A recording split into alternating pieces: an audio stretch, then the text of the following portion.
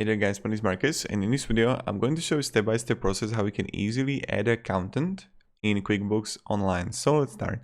The first thing you want to do is go to right top corner to settings and click here manage users. When you're going to do it, you want to go here and you can click users or accounting firms. And you can simply add a user here, and you can add standard user or company admin.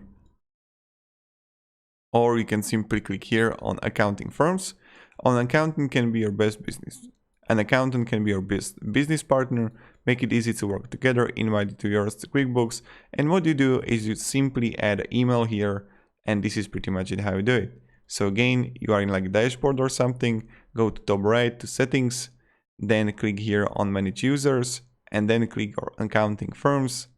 An accountant can be your best business partner, and just write here the email.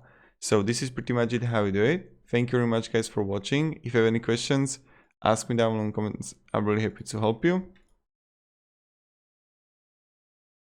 And have a great day and goodbye. See ya.